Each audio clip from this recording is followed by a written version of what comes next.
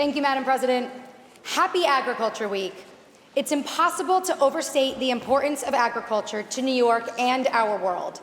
But as chair of the Senate Agriculture and Food Committee, I'll give it a try. Every part of our lives connects back to agriculture.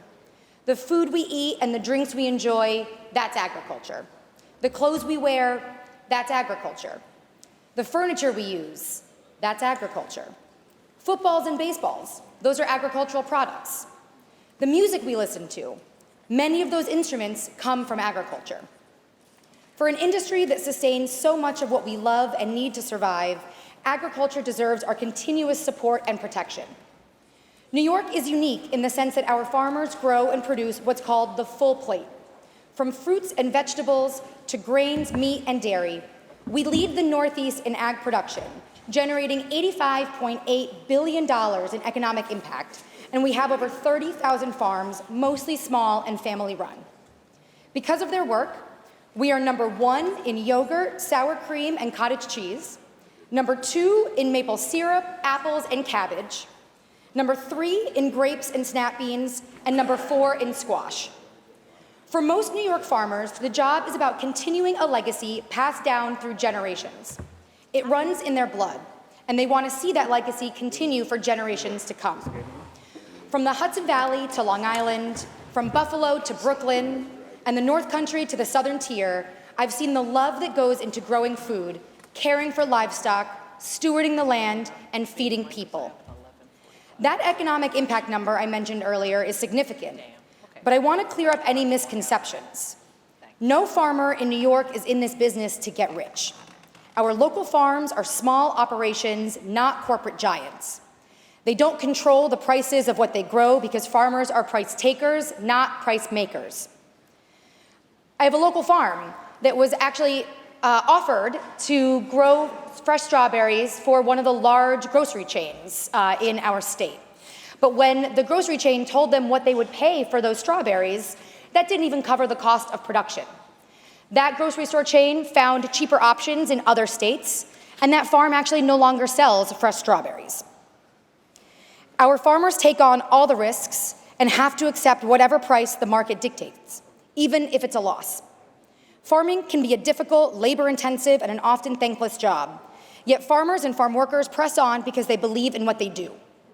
I couldn't be more proud of the work that we are doing in the legislature to fight for our farmers and farm workers and to help get fresh food into the hands of more New Yorkers. This work has never been more important. Last week, our federal administration told our country that supporting American farmers and feeding hungry kids are not important under this new administration.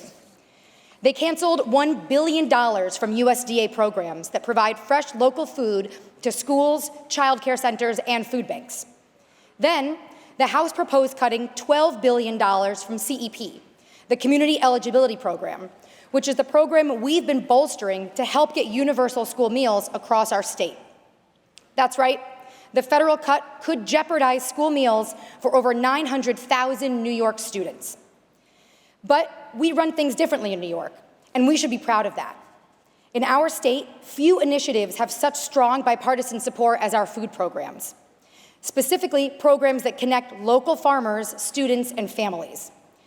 We see the positive impacts of these initiatives every day, including our Farm to Food Bank program, Nourish New York. At the height of the pandemic, we saw the lines at local food banks grow exponentially, with people newly dependent on food assistance and others who were already struggling. During that time, many farmers lost up to 50% of their markets as schools, restaurants, and hotels shut down. Tragically, produce was left to rot in the fields, fruit dying on the vine, and milk was dumped because supply chains were shattered. This loss has a domino effect on their ability to take care of their employees and their families. But during this dark time, Nourish New York emerged as a beacon of bipartisan state support, addressing food insecurity while providing critical revenue for farmers. We codified this program in state law with unanimous support from both legislative houses. Regardless of where you live or what side of the aisle you're on, there are some things we all know to be true. If farmers keep losing markets, they can't stay in business. Teachers can't teach hungry kids when they can't focus. And no parent should have to choose between feeding their family and keeping the lights on. While Washington abandons farmers, we are forging new local markets, like expanding the Farm to School program so students can get fresh local food at breakfast, lunch, and snack time. As federal cuts threaten school meal programs, New York is on the verge of becoming a true universal school meal state. While the USDA freezes grants and loans already contracted with farmers for conservation and energy projects, we're working to increase capital funding to help farmers keep their operations resilient and cost-effective. While Washington pushes policies that benefit large corporate farms, New York is fighting for our small family farms. We're helping new farmers start new businesses, helping longstanding farmers lower their costs, providing workforce support, and protecting farmland. In New York, we know that if we do right by our farmers, we protect one of our greatest strengths: a stable local food supply and local businesses that actually care about the communities that they operate in. This work, as I said before, has never been more important.